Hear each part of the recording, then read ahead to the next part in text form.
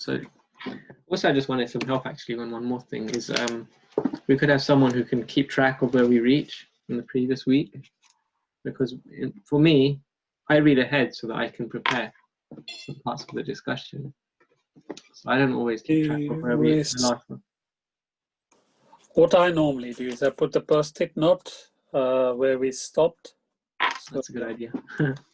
I I marked us as starting from when Balaram saw this extraordinary exchange. that's exactly where we are. So is that where we are? Yeah. I wasn't 100% sure. So it's always good to check.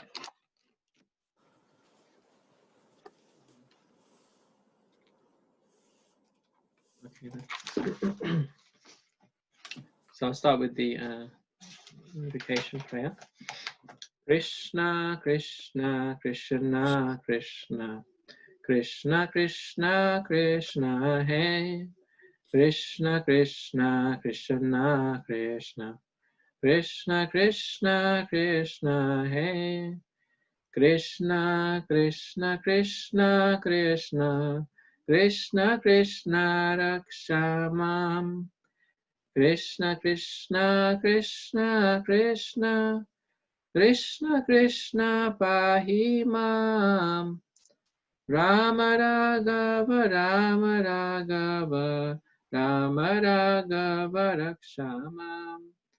Krishna Keshava, Krishna Keshava, Krishna Keshava, Pahimam.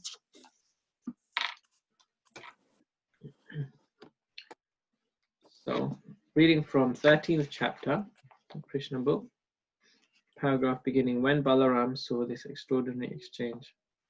And just before I begin, I'll read the 16th principle of good sadhu sangha. So this is 16 of 16 principles. And this one is, practice and then preach. The principles of good sadhu sangha. So over the weeks we've covered various principles in good sadhu sangha leading up to this one. So if we're able to practice those ourselves, then of course we'll get full benefit from the sadhu sangha which we are part of. And it's nice to share these principles with others, and therefore any other sanghas we attend, then they will also have this much more fulfilling type of mood which we find through these different principles, around like asking questions in the right way, listening to others when they answer in the right way, being inquisitive, being thoughtful, giving references to your answers when you quote scriptures and so on. So these are the principles we've been discussing over recent weeks. And so yeah, this week's principle is about practicing these, and then of course also sharing them or preaching them with others as well, so others can benefit too. All right, so let's begin then. This chapter is called The Stealing of the Boys and Calves by Brahma. And last week we reached the point where Brahma had stolen the calves for up to a year, and the gopis and gopas, they were experiencing a lot more love for their children for that duration of the year, as well as the cows and calves had much more affection, and that is because Krishna himself had expanded into all of the stolen calves and the stolen cowherd boys, which Brahma had stolen. And so now we're going to begin from the point where Lord Balaram, he's observing this for 1 year. Okay, so Jay Prakash Prabhu is going to read first, and Nisha will read second. Yeah. Okay, very good. When Balaram saw this extraordinary exchange of affection between the cows and the calves, and between the father and the children, when neither the cows nor the children needed so much care, he began to wonder why this extraordinary thing had happened. He was astonished to see all the residents of Vrindavan so affectionate to their own children, exactly as they had been to Krishna. Similarly, the cows had grown affectionate to the calves as much as to Krishna. Balaram therefore concluded that the extraordinary show of affection was something mystical, either performed by the demigods or by some powerful man. Otherwise, how could this wonderful change take place? He concluded that this mystical change must have been caused by Krishna, whom Balaram considered his worshipable personality of Godhead. He thought it was arranged by Krishna, and even I could not check its mystic power. Thus, Balaram understood that all those boys and cows were only expansion of Krishna. So, what points were sticking out for you from this text, from this paragraph? Can anyone share?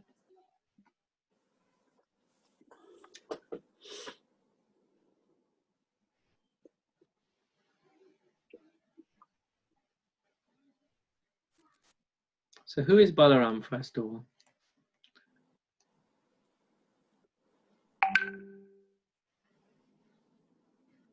Anyone know? Has anyone heard about Lord Balaram before? Krishna's elder brother. That's right. Yeah, Krishna's elder brother. So, what is the significance of Krishna having an elder brother?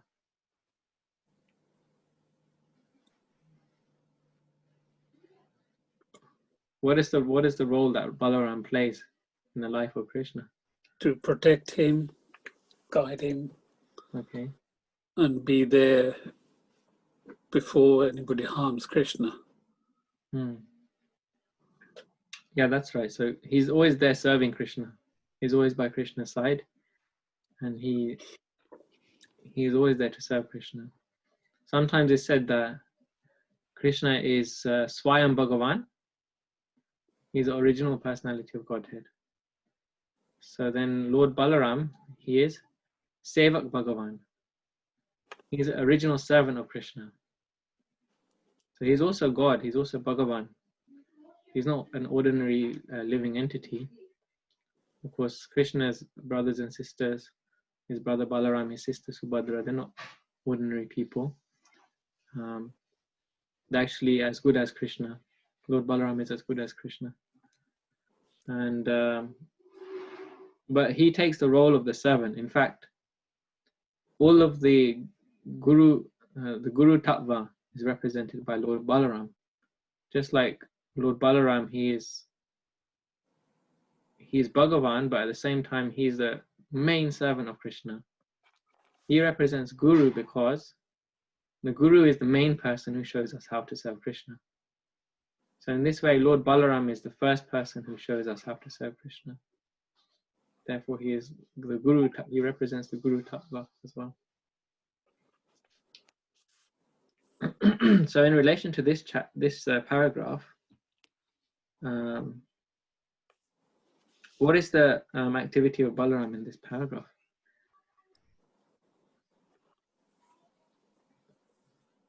How does it begin? Which points can we take out from here? Knowing that Balaram himself is Bhagavan also, and his role, as Jai Prakash Prabhu mentioned, is to always be there for Krishna, to always serve Krishna.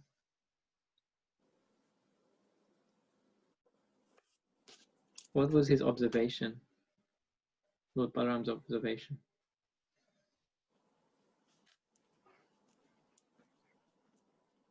Yeah, Kirtika Mataji, please speak up. So he was astonished to see the affection between the cows and between the fathers and the children, because this has not happened before. So this astonished Balaram. I also wanted to ask, or probably add on, that Balaram is the expansion of Krishna. I heard that somewhere. So. That's right. Yes.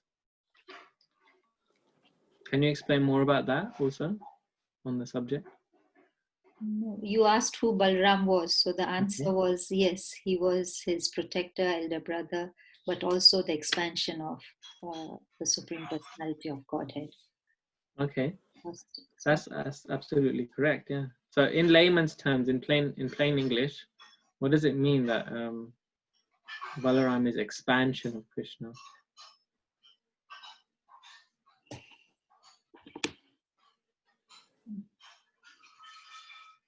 So, so it's the example of the sun and the rays. So the sun is the supreme personality of Godhead, and then he has the rays which emits out of him, and then and before the rays, the disk. The sun is a disk. Okay. It's a disk, and then it emits out as rays. So the whole sun and the disk and the rays comprises of the supreme personality of Godhead. His effulgence, his and his expansion would be. You'll have to help me, Prabhuji, because is not the disk, but it's a part of him. Balram is not the rays, because rays is just the light. Yeah. Okay. So it's a good analogy of the sun and the sun personality, then the sun globe, and then the sun rays, and the heat and the light. That's analogy which is used for a different principle. But yeah, that's well explained. Yeah. But I don't know what it means by expansion of Krishna. So Krishna expands himself. He's got another swarup of himself, and that is called Balram. Another swarup, and that is Radharani. So he expands himself, and these entities are created by him. Yeah, that's a better way of putting it, actually. Yeah, he kind of demonstrated, like you have a person, and then they expand themselves, or they expand themselves to another, and then there are two. So that's effectively what Krishna does. He recreates himself, isn't it? You can say in other words. So Krishna's second body is Lord Balaram, and it said that when the demons come, they can't tell the difference between Krishna and Balaram. They look exactly the same. Only one is white and one is black. So for them, they look identical. So Mother Yashoda, even she can't tell the difference. They look identical. Only the color, only the complexion of the skin is different. Yeah. It's like when you have a photocopy of the original, the original is a bit sharper and the photocopy is a bit fainter, but they are basically the same. So that's another way of looking at it as well. Okay. Yeah, that's an original example. Yeah, like a photocopy. In original terms, Nityanand Prabhuji and Chaitanya and Nityanand Prabhuji is Lord Balram himself. Yeah. So, and he looks like.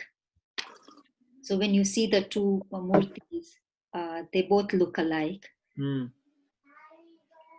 Yeah, so it's also explained that Krishna expands himself like the way you have a candle.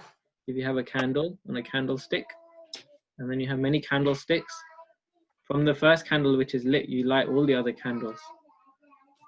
Or you can light the first candle to the second candle, and then the second candle lights all the other candles. So like that, Krishna, he expands to Balaram, and then Balaram expands everything else. Krishna just remains. Balaram, he is the one who serves Krishna by expanding everything else for him, everything he requires. So what's extraordinary in this, as you rightly mentioned, Mataji, is that even Lord Balaram, he began to wonder, what just happened this past year? Why are all these cows, so mad after their calves? Why are all these gopis and gopas so mad after their gwal, after their children, So even Lord Balaram, who is the expansion of Krishna, is the first expansion. After Krishna, he's the very first. Even he's amazed by the activities of Krishna. Right?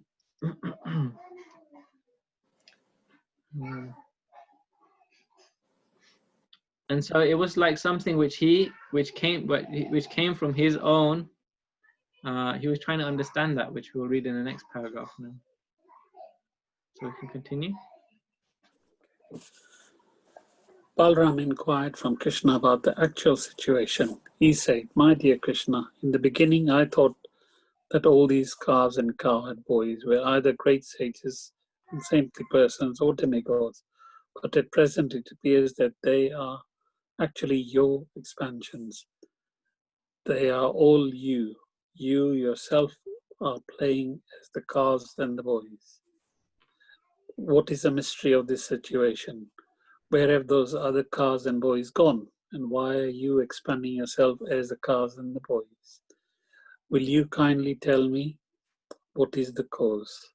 At the request of Balram, Krishna briefly explained the whole situation, how the calves and the boys had been stolen by Brahma, and how Krishna was concealing the incident by expanding himself so people would not know that the original calves and boys were missing. So yeah, now Balaram, he's understood what's happened, but still he's still inquiring from Krishna.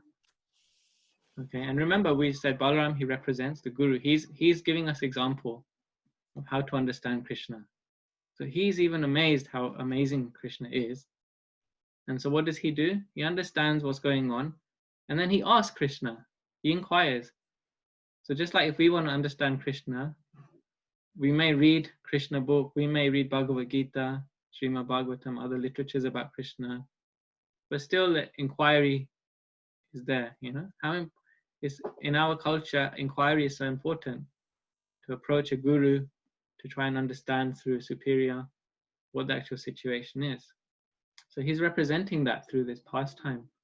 He's asking several questions here. He's saying, what is the mystery of the situation?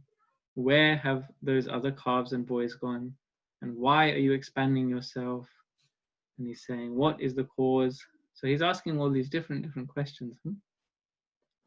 So just to get more and more clarification, just because of his love for Krishna, he's inspired by love.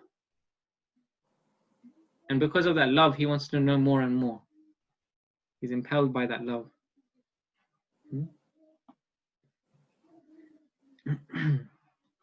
Does anyone else have any thoughts or comments?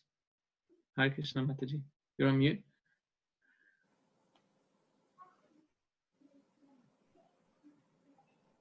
Sorry.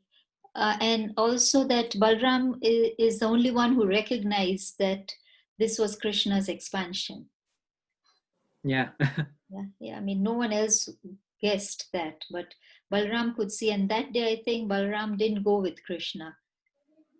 Does he usually go with Krishna to Vrindavan?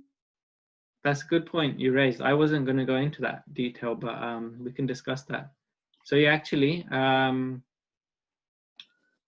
there's two opinions, which is very interesting on this, because Prabhupada explains how Lord Balaram, he didn't go to the pastures this day because it was Lord Balaram's birthday. So it took Balaram 1 year to understand what was happening. So from the first day the calves came home, the first day that the cowherd boys came home, this increase of love was there. And for 1 year, he was trying to, he was observing it for 1 year, because Lord Brahma, he went with the boys and it took him 1 year to come back. So this pastime went on for 1 year. And it started on Lord Balaram's birthday. So Prabhupada explains that because it was his birthday when it happened, he stayed back.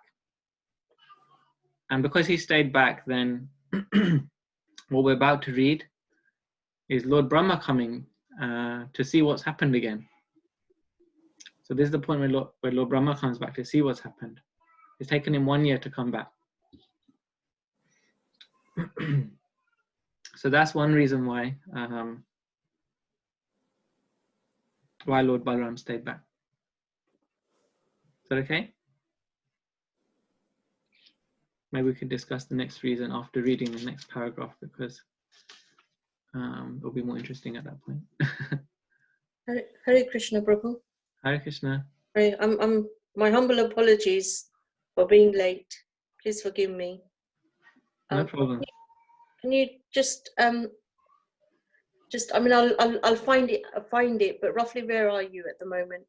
All right, we are on the paragraph. We're just about to read the one beginning, while Krishna and Balaram were talking. It's from the 13th chapter.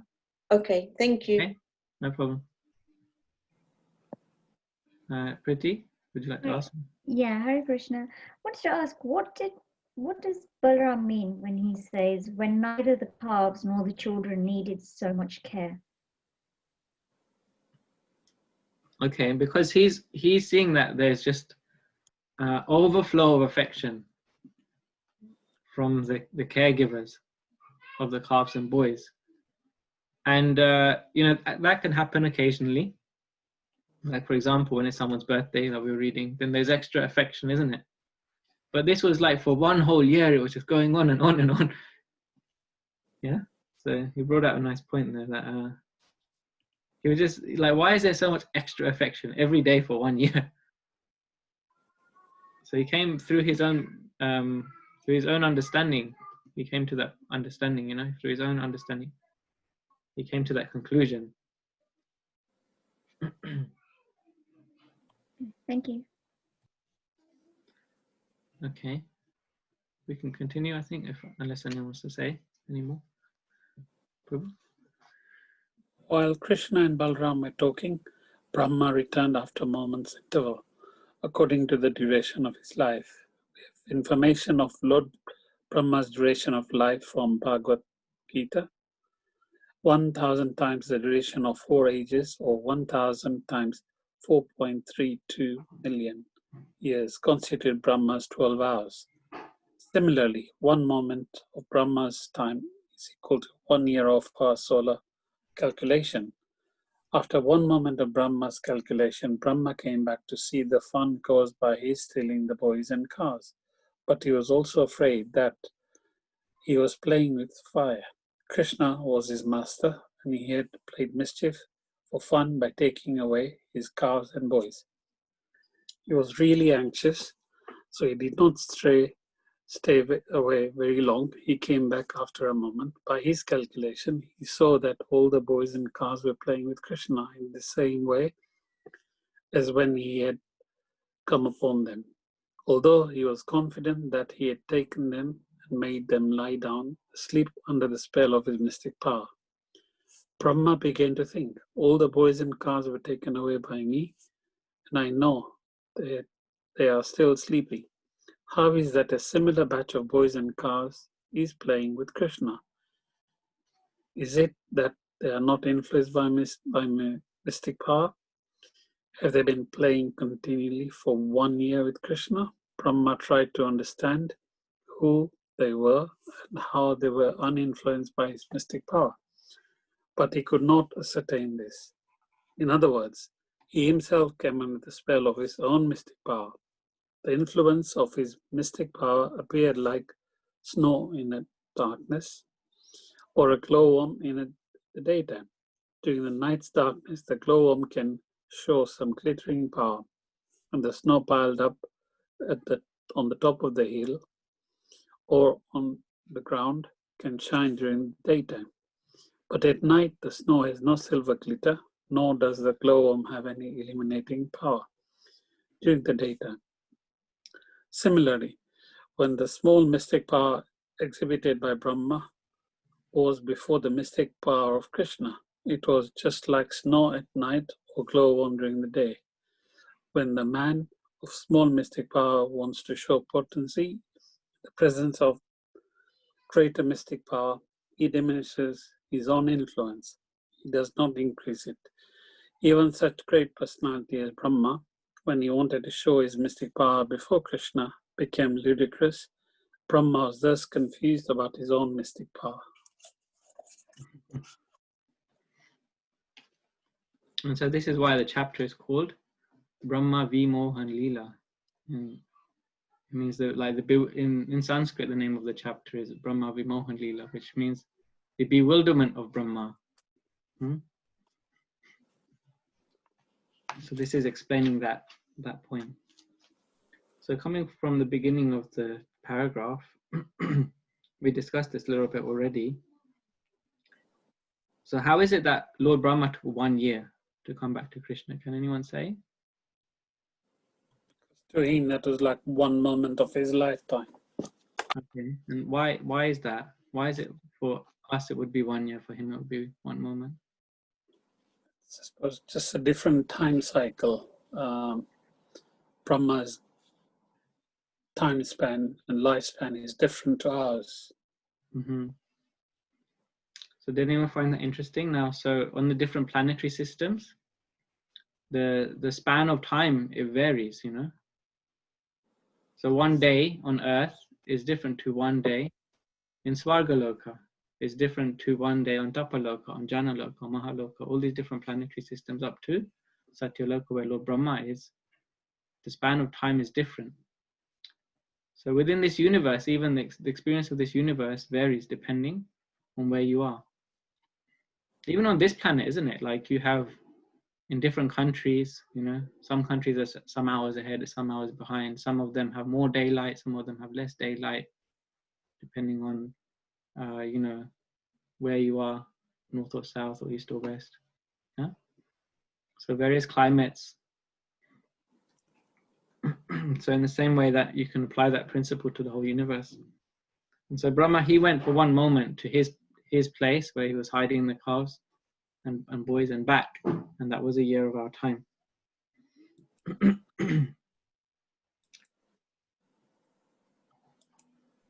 And so for him, he was performing this pastime. Why? Why was he doing this? Anyone say?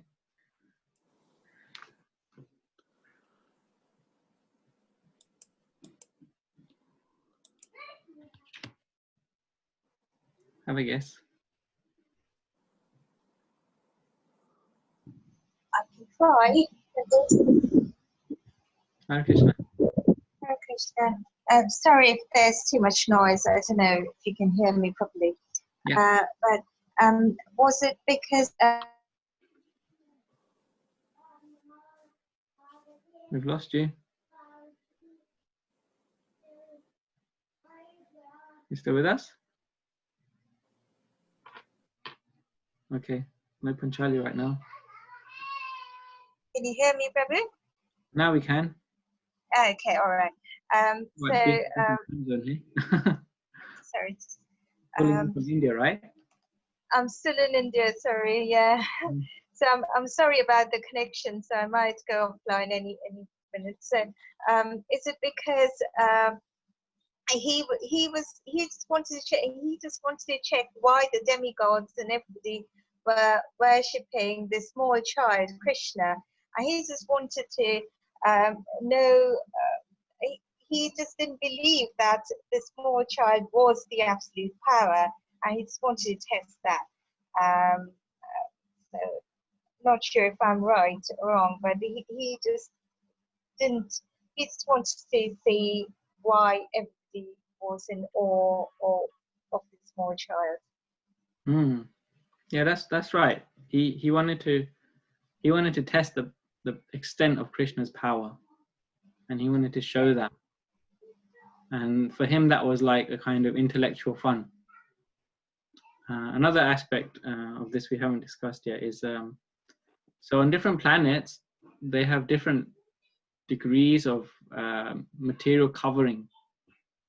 What I mean by that is the soul are covered by this body, isn't it? We've discussed this in Bhagavad Gita many times. The soul is covered by the body. But even on different planetary systems, that type of body is different. That amount of covering, how gross the covering is different. So from the higher planets, the level of covering is very fine. And then as you go down to the lower regions, like down to the more hellish planets, there's more and more and more covering of the body. It's more dense. The soul is less and less visible. Even if you just look on this planet, how you have the like the plant life, you know, it's very dense. You can hardly see the plants are alive, hardly. You know, they grow. We know that they grow, but hardly you can interact with them, you know, because of the level of covering that they have. And so in a similar way, the point I'm bringing about is Lord Brahma's body hasn't got so much covering. He's actually got a body made of intelligence. He doesn't have a body made of these, the earth, fire, water, ether, air, all the coverings which we have on our body. But his body is intelligence. So this pastime for Lord Brahma is fun. He's just trying to see how powerful is Krishna. And his body is made entirely of intelligence. So he's trying with his intelligence to try and push Krishna to the limit. But even he becomes anxious after he takes the boys away. First of all, he becomes anxious, and then he becomes under the influence of his own illusion. Yeah, he becomes under the spell of his own illusion. Like, has anyone ever done that? Like, you've had to manage like a big project or something before, and there's lots of moving parts and lots of different pieces to it, and you're trying to coordinate lots of things together, and then a few things get left behind outside of your scope, and then so like, even though you're overall overseeing everything, cannot bring it all together. It just somehow doesn't fit all together. Yeah. Or in my line of work, I work with people who write code and things for computer software, and then there's some bugs in there and they have to go and find it all out. So they become baffled by their own creation. Yeah. So this happens in the world, even up to the extent of Lord Brahma, the creator of the universe. And Srila Prabhupada gives two examples, two analogies here. Yeah. Did anyone catch those in the paragraph? He gave two examples. A glowworm? Yes, a glowworm. So how is a glowworm, what is the example of a glowworm becoming overshadowed by power, or overpowered? So a glowworm has glittering power, but it can only show during the nighttime. Yeah. In the nighttime, so it doesn't come during the daytime. And why doesn't it come during the daytime? Because of the sunlight. Yeah, because of the sunlight. So here Srila Prabhupada is comparing the power of Lord Brahma, who is the most powerful person in this entire universe, the creator of the universe. Even his power is like a glowworm compared to the sun. Now just think, a tiny little glowworm compared to the sun, and that's Lord Brahma. So what to speak of any of us? It really puts things in perspective. And then there's another example. Did anyone catch that one? At the snow. Okay, and what's mentioned on that? Obviously, at night time, the snow has got glittery sort of ingredients, so it'll glow and you can see it. Whereas during the daytime, because of the powerful sunshine, the potency has disappeared. It's no longer there. You can't see it. Yeah. And oftentimes it becomes just like slush, isn't it? Right? So we can see that the power of Lord Brahma here has become like slush.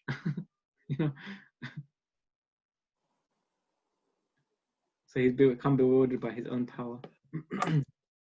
So Krishna describes this in Bhagavad Gita. He says that I'm never manifest to the foolish and unintelligent.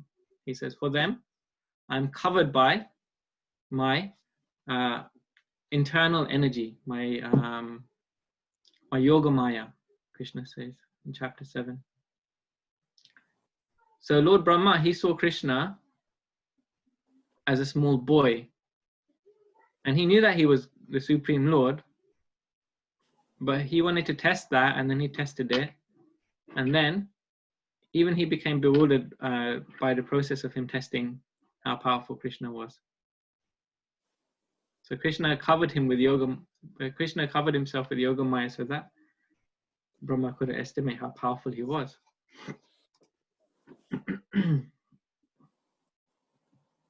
And Krishna also says in the same chapter 7 in Bhagavad Gita that he says, men of small intelligence, they worship the demigods, and the results that they give, they're temporary, because the demigods, their power is limited.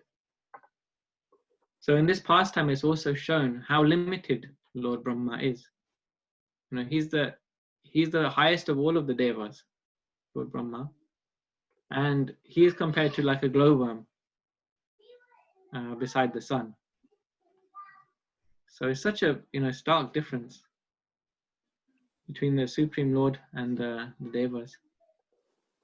The power of Vishnu Tattva, and the devas.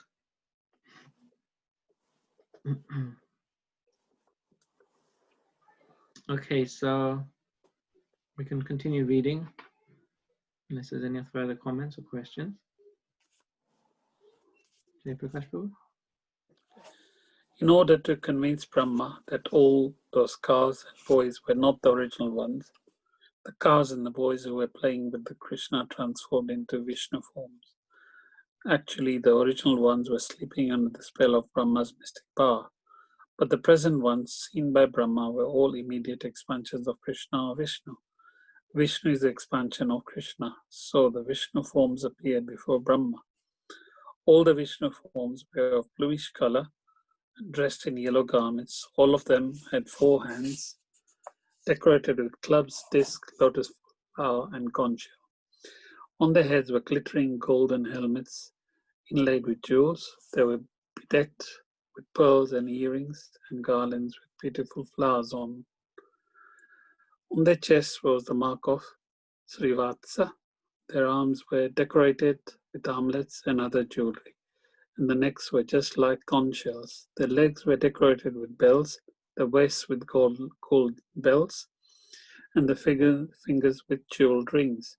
Brahma also saw that upon the whole body of each Lord Vishnu, from the lotus feet up to the top of the head, fresh tulsi leaves and buds had been thrown. Another significant feature of the Vishnu forms was that all of them were looking transcendently beautiful. Their smiling resembled the moonshine, and their glancing resembled the early rising of the sun. Just by their glancing, they showed themselves to be creators and maintainers of the modes of ignorance and passion. Vishnu represents the mode of goodness, Brahma represents the mode of passion, Lord Shiva represents the mode of ignorance. Therefore, the maintainer of everything in the cosmic manifestation, Vishnu is also the creator and maintainer of Brahma and Lord Shiva.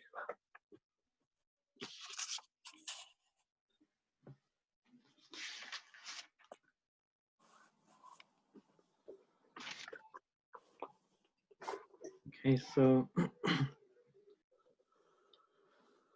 this is a really nice paragraph for meditation. Again, from time to time we get these beautiful descriptions of how Krishna looks, isn't it? This is another one of those really very beautiful descriptions. Because now Krishna has revealed that all of these calves, all of these boys who Lord Brahma is looking at and he's confused about, he's confused because he took the boys with him and hid them somewhere. And he's come back and the boys are still there. And he's like, how is it that the boys are here and then, I took them there? Like, did I really take them there, or did I leave them here? Or did I take them and then this is another set of boys? And then which is a real set of boys? Are those ones real or those ones the real ones? So he's confused in all these different ways. By his own activity, he's confused himself. And so then Krishna turns all of those boys and calves into Vishnu forms. And every single one of those Vishnu forms, every single one of them was Vishnu himself. Yeah. And so this is really, really amazing. and he's just witnessing like how in detail how the form of Vishnu is. He's really like, you know, meditating on these forms. He's like so some of these descriptions are, you know, just amazing, like how he has the glittering golden helmets and there's inlaid jewelry all over the helmets that Lord Vishnu is wearing. And at the same time, not only is that they're just standing there, but then also there's like tulsi leaves and buds being thrown and manjaris being thrown from who knows where, and they're all touching the body of Vishnu. You know, they're being showered with these tulsi leaves. And he's saying how you know, how they're smiling. He's just looking at their smile, how it resembles the moonshine. So he's like got a radiant moonlight smile. So really, really beautiful descriptions.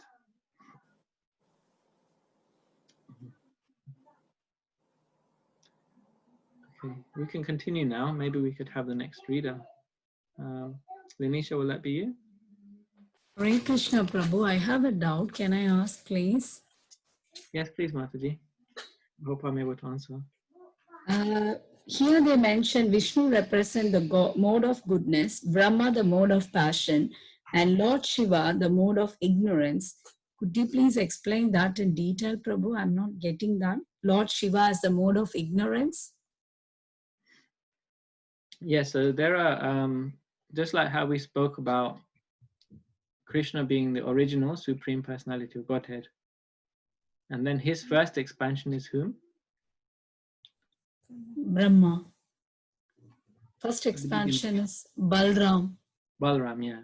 Yeah. So that is his first expansion. And then from Brahma comes other expansions like Narayan. And then from Narayan comes other expansions like the three Vishnu Murtis.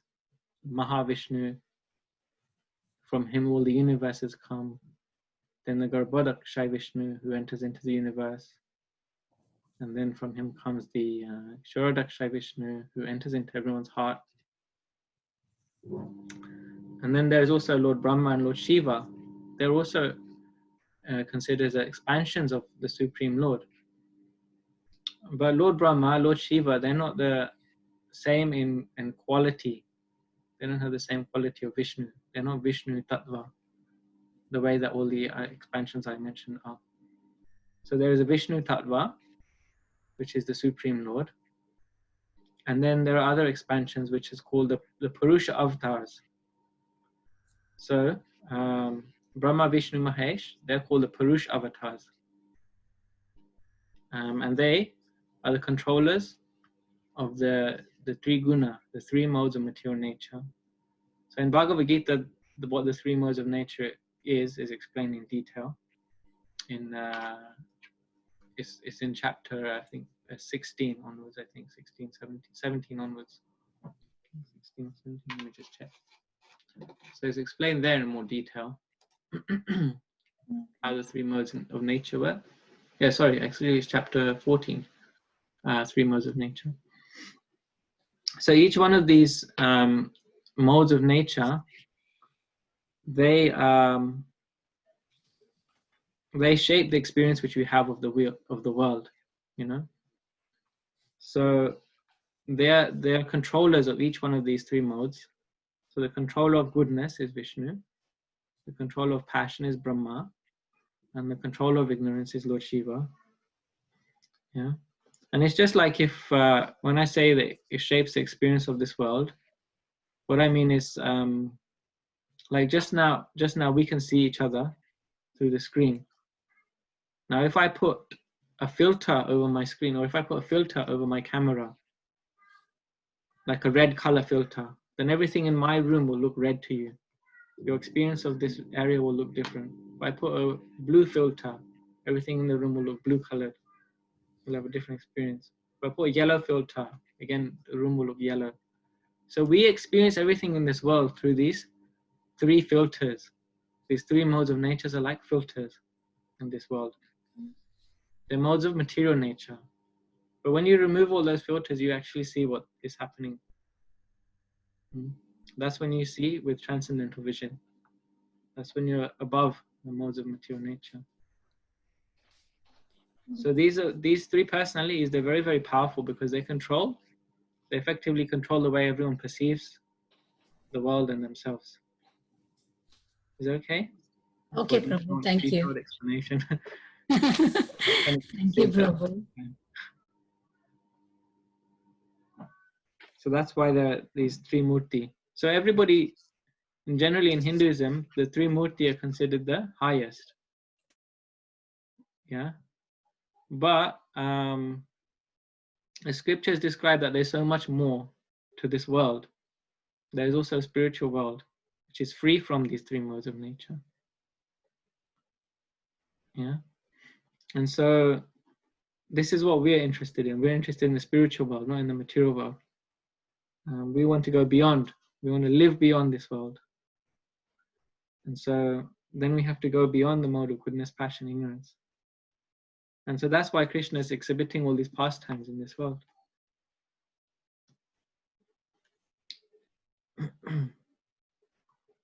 Okay, would you like to read now, Yanisha? Okay, Prabhu. Thank you. After this manifestation of Lord Vishnu, Brahma saw that many other Brahmas and Shivas and demigods and even insignificant living entities, down to the ants and very small straws, all moving and non-moving living entities were dancing, surrounding Lord Vishnu. Their dancing was accompanied by various kinds of music, and all of them were worshipping Lord Vishnu.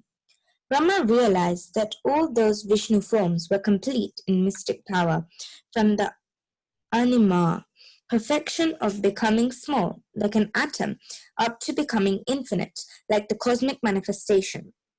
All the mystic powers of Brahma, Shiva, all the demigods, and the 24 elements of cosmic manifestation were fully represented in the person of Vishnu.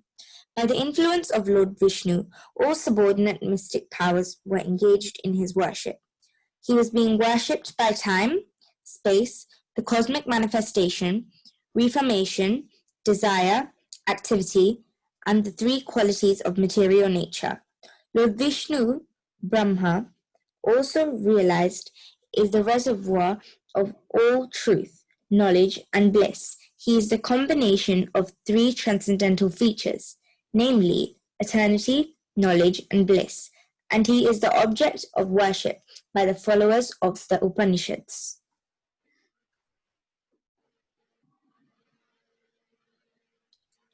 So there's even more now being displayed to Lord Brahma. And not only is he seeing so many Vishnu forms, now he's seeing all of them being worshipped. He's seeing them being worshipped even by other Brahmas. So imagine how bewildering this is, you know, how to what extent Krishna can bewilder someone if he wants to. If someone wants to be bewildered, if you approach Krishna in the way that you want to be bewildered, then Krishna will certainly bewilder you beyond your imagination. Like imagine yourself going before Krishna, and then you see like loads of other versions of yourself. Like you're here, but then you're also there and there and there and there. It's like so confusing. So he's seeing that. There's many other Brahmas there. And also so many other living entities that are worshipping him. Not only that, there's also, time is worshipping him. Space is worshipping him. The cosmic manifestation is worshipping him. And all these things which are even beyond our, like how can all these different features worship Vishnu? Those features are worshipping him. But at the same time, he's getting a lot of realization, you know. He's bewildered on one hand, but on the other hand, he's observing and he's getting a lot of he's actually getting a lot of understanding.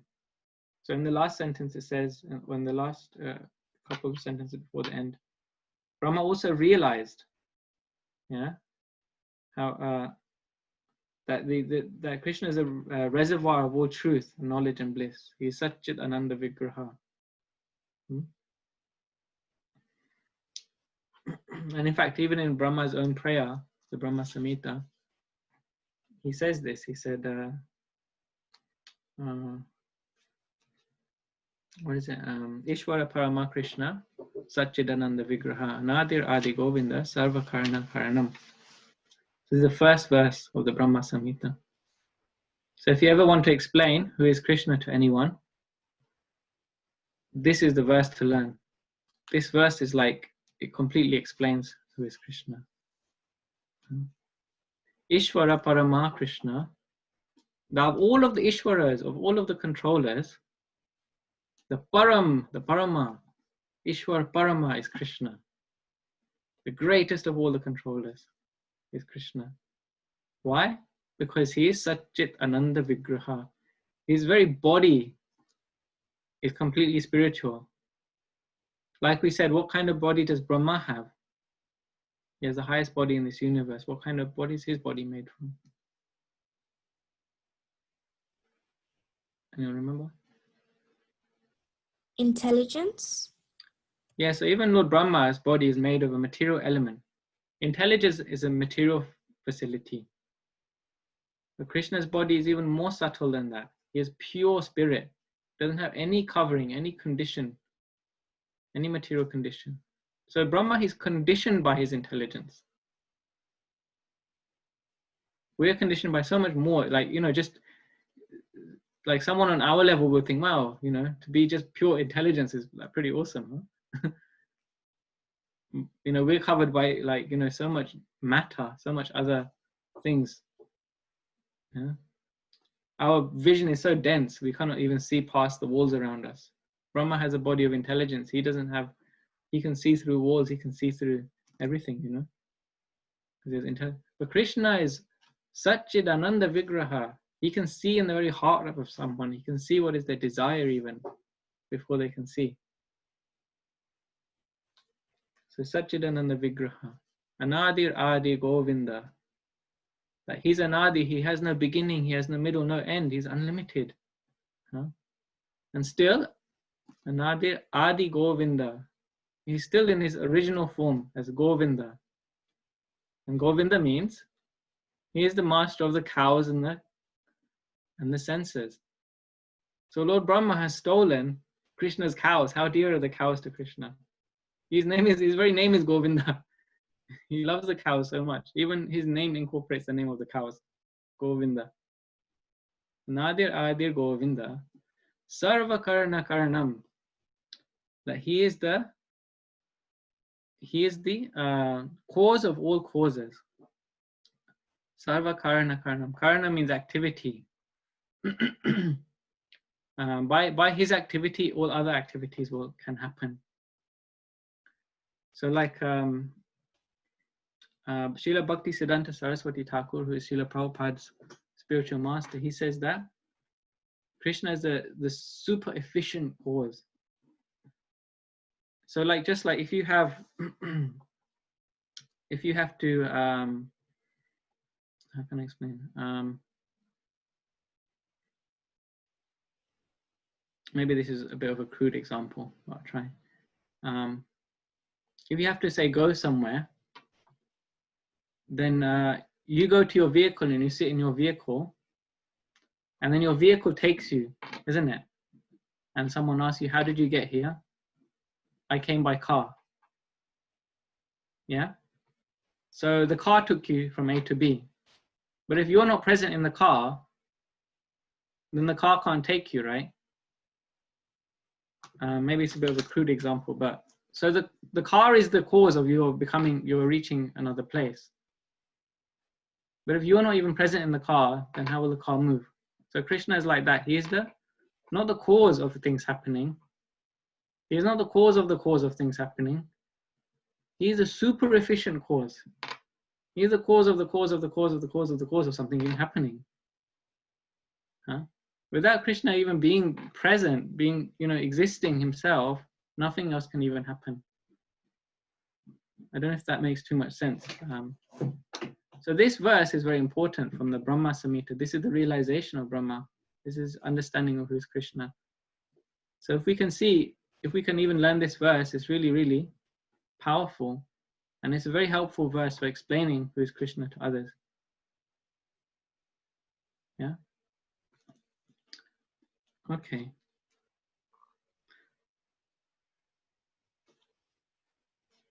So maybe we can continue from here then.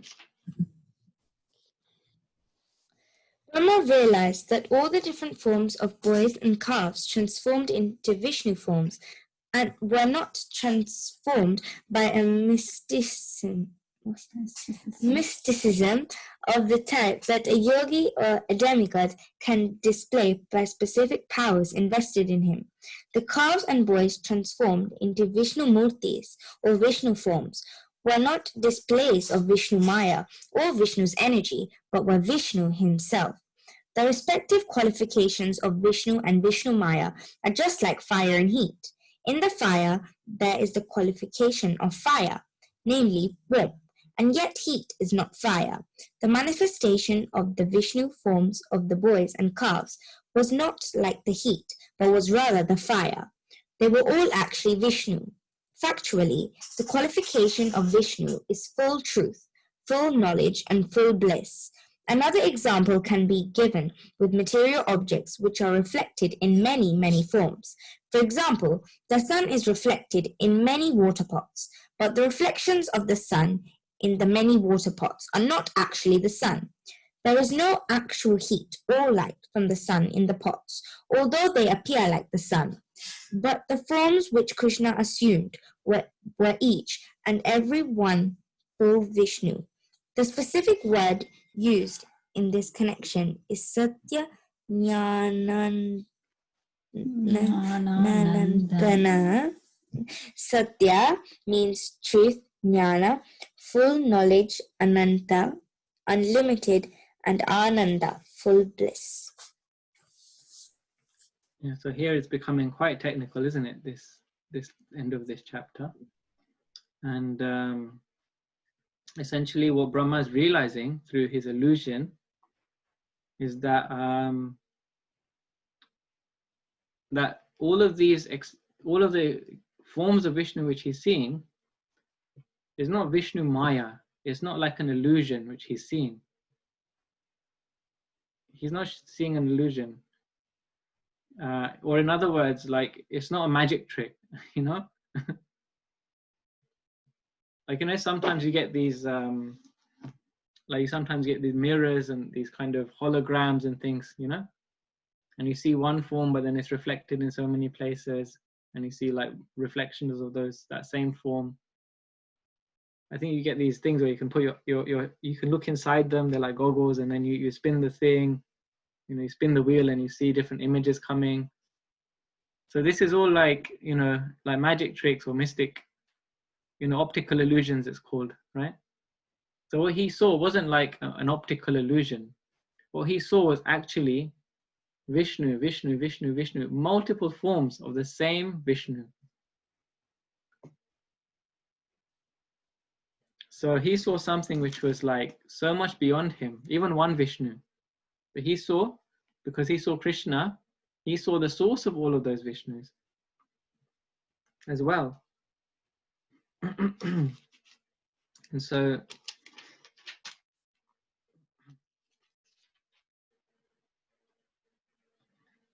so Prabhupada gives an example here of the sun in the water pot. Yeah. So how is Prabhupada explaining it through the example of the sun in the water pot? Could anyone explain that? So the sun is reflected in the water pots, but then the reflection of the sun in the water pots is not actually the sun because it doesn't produce heat. Yeah. Yeah, you've understood it right. So one might think that all these different manifestations of Vishnu are partial, like, you know, just reflections. Like even the yogis, they have a mystic siddhi whereby they can create multiple forms. They can create multiple forms of themselves. Huh? He said, like even Kardama Muni in the Srimad Bhagavatam, he could expand himself 9 times. He could create 9 forms of his own self. And he was an ordinary jiva like us, an ordinary person. Of course, he was an extraordinary person. But still, he was a jiva, you know, with this extraordinary mystic power. So what he could do is he could expand himself. But then if he would pick up one hand in one form, all the other forms, the hand would be raised like that, you know. Or he could do something with one form, but then the other forms he couldn't do like that. So he had some limitation, even though he could expand himself. But here, this is different because, like this example of the water pot, the sun, when it reflects into the water pot, you only see the image. You don't actually get the qualities of the sun. So those qualities of the sun is heat and light. So not just the form, but you could only see the form in the water. So here, Brahma could see Lord Vishnu so many times because there are so many cows, there are so many boys, calves and boys. But each one of those forms was fully Vishnu. Yeah? Okay, we can continue on. The glories of the Supreme Personality of Godhead are so great that the impersonalistic followers of the Upanishads cannot reach the platform of knowledge to understand them. Especially the transcendental forms of the Lord are beyond the reach of the impersonalists, who can only understand through studying the Upanishads that the absolute truth is not matter, or is it not materially restricted. From Krishna's expansion into Vishnu forms, Lord Brahma could understand by his limited potency that every movable and immovable within the cosmic manifestation is existing due to the expansion of the energy of the Supreme Lord. So this is again explaining how the Supreme Lord is the super efficient cause of everything. And nothing exists without him. Yeah. So just like if we go back to that example of going in a vehicle, going in a car from A to B, how you got there is because you went by car. And you had to be present in the car to get there. So because you were in the car, you got there. But then how did you get the car? How did you get your own body? That's provided by, the car was provided by the factory which makes cars. Where did the factory make the car from? Because of the elements which make the car. How did you get your body? Because your parents gave you a human body. Where did the form of the body come? Because that was fashioned by Lord Brahma. And like that, you can take things back and back and back. Krishna made all of the elements in this world ultimately. And then Lord Brahma, he used all those elements which Krishna had created, and he used those elements to fashion all of the different features in this world. So you can take these things back and back and back until you come to the point that there's something beyond this world. There's something outside of this world.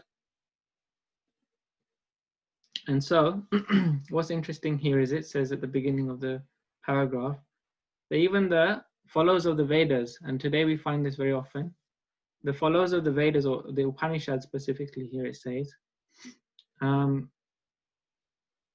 they find it hard to accept that there's something beyond this universe, that there's something beyond Brahma, Vishnu, Mahesh, who are the controllers of this universe. Yeah, at the same time, if we look in the previous, go back 2 paragraphs, the last sentence, where the paragraph begins after this manifestation of Lord Vishnu. So if we go back 2 paragraphs, at the end of that paragraph, is everyone with me on this one? Yeah, jumping forward and back. It says, the last sentence says, and he is the object of worship by the followers of the Upanishads. So does it seem contradictory that on one page it says Brahma's realization is that the followers of the Upanishads, this is the form which is worshipable for them. Those who are really following the Upanishads, they are really devotees of Vishnu, of Krishna. But then here it says they're also impersonal followers of the Upanishads.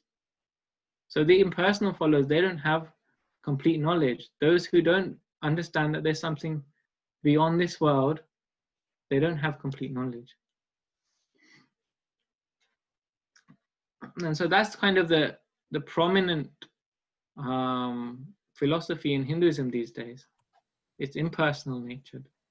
But there's nothing beyond this universe. So there isn't a super efficient cause from which everything comes. There isn't a single point from which everything comes. There isn't a pinnacle or fountainhead of truth. And so why is, just sorry, I noticed that you had your hand raised. Why is it mentioned the Upanishads? Because of the Vedas, the Upanishads are considered the more spiritual portion of the Vedas. Yeah? So that's why the Upanishads is mentioned here. So for those who are more philosophical minded, they tend to study the Upanishads. Okay, Priti wanted to make a comment or question?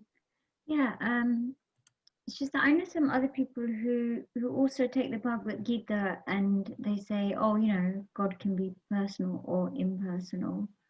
So it's like there are impersonalist followers of Bhagavad Gita as well.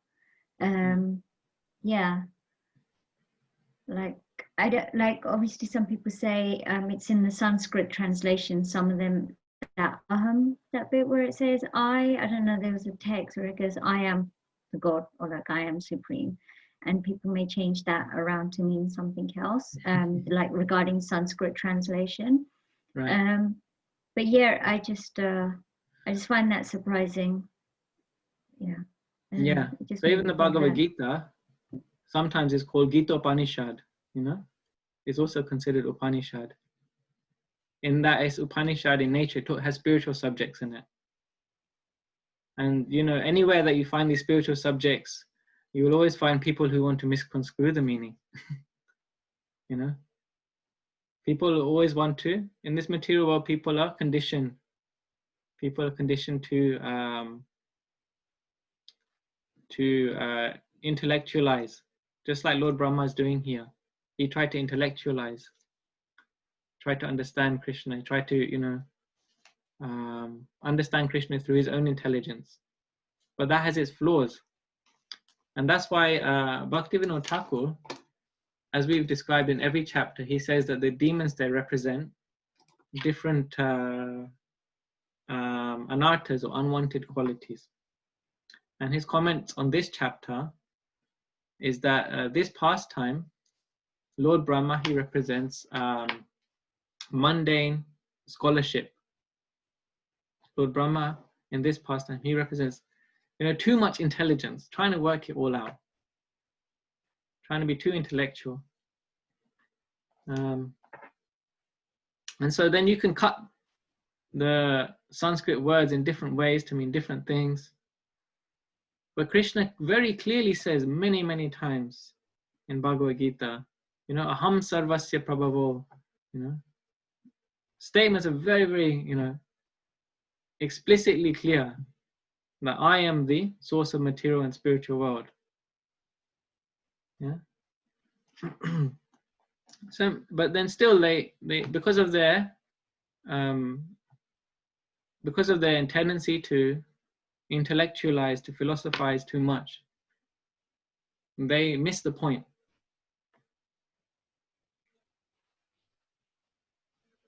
And so that's what this pastime is actually bringing out. Having too much of an intellectual tendency doesn't help. Because Krishna can only be understood by devotion, by bhakti. And so this is the realization which Lord Brahma is coming to.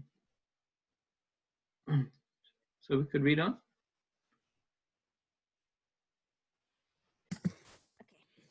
When Brahma was thus standing baffled in his limited power and conscious of his limited activities within the 11 senses, he could realize that he was also a creation of the material energy, just like a puppet.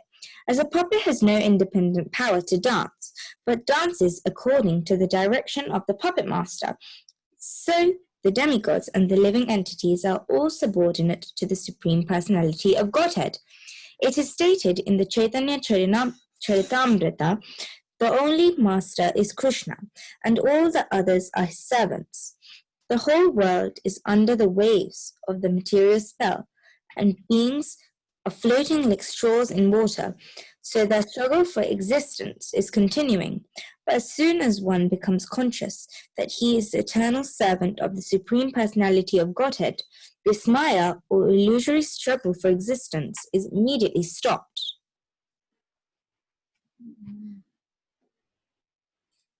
So yeah, the example here is given of a puppet.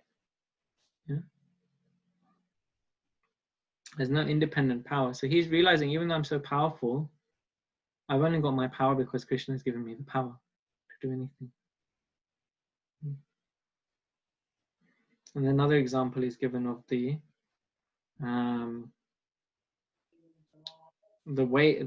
floating of straws in water. Yeah. The whole world is under the waves of the material spell, and beings are floating just like straws in water. So, so it's just showing that even though he's so powerful and he lives so long, still his life is actually very short compared to Krishna's. So we read in the previous paragraph how his lifespan was what? 430,000. Yeah, 4.32 million years. 1,000 times that. That's just 12 hours of Brahma. Yeah. So his lifespan is like beyond like what we can imagine for length, but still, he's not eternal. Because Krishna is eternal. So even if it was trillions and trillions of years, then that's nothing in the scope of eternity. So this example is given of straws in the water. So if you see a river and there's straws that have fallen in, they just come and they touch each other and they pass by. So lifespan is like that in comparison to the eternity of the river.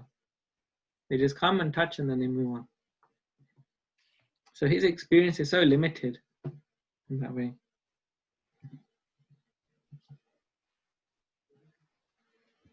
And then he finishes very nicely by saying, as soon as one becomes conscious that he is the eternal servant of the Supreme Lord, as of the Supreme Personality of Godhead, this Maya or illusory struggle for existence is immediately stopped. So when one acknowledges that they're servant of Krishna, that's how you become transcendental. That's how you become over the influence of Maya or illusions. Yeah. And interestingly, Prabhupada uses a very similar wording in his explanation to the Hare Krishna mantra. There's a very famous recording of Srila Prabhupada, maybe we can share it later on, of Prabhupada explaining the effect of chanting the Hare Krishna mantra. And in that, he uses very similar words as here. He says that as soon as we become conscious that we are the servant of Krishna, as soon as we chant with that consciousness that Krishna, I am your servant, Radharani, Krishna, please engage me in your devotional service. When we pray like that, when we chant, then we'll become God realized, we'll become Krishna conscious, realize Krishna.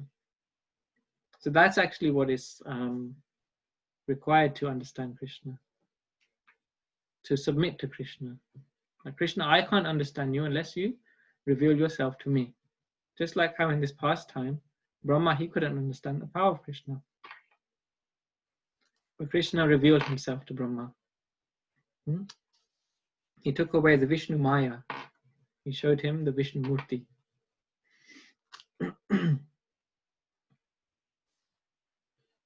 Okay, how are we doing for time? Okay, still got some time. Prabhuji, can I ask a question before we continue? Sure, okay. Prabhuji, it says that there are 11 senses of Brahma. So what are the 11 senses? I know 8, which are the 5 we have, and then mind, intelligence, and ego. what other three does Brahma have? Okay, so there's the first five. So in the West, we generally think of five senses, isn't it? Everyone's familiar with that? Yeah. So, but in the Vedas, there's considered 11 because the first five are considered knowledge acquiring, how we get input, how we acknowledge something is through the first five: the ears, the eyes, the nose, the mouth, the tongue rather, and the sense of touch. These are how we acquire knowledge, through these five senses. The second five is considered as the working senses. Bhagavad Gita calls them working senses. So the power of like, walking, the power of grasping from the hands, the power of the genitals, the power of the anus, for evacuating, and the power of speech. Yeah. So how many have I said now? 1, 2, 3, 4. Yeah. So these are the other five. Okay. So then you got 10. And then also Bhagavad Gita explains that the mind is like the sixth sense. So you have the first five, and then the mind is 6, and then you have these another 5, which is the working senses. So that makes 11. Is that okay?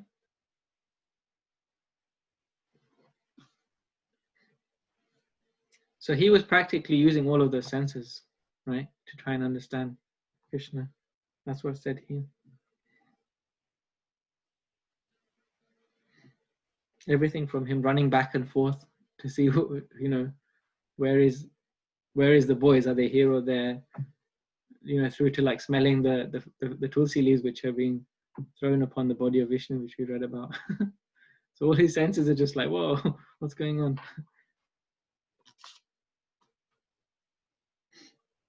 Okay, could you read on now, Denisha?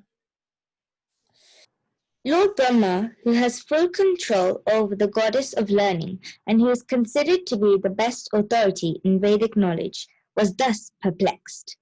Being unable to understand the extraordinary power manifested by the Supreme Personality of Godhead. In the mundane world, even a personality like Brahma is unable to understand the mystic power of the Supreme Lord.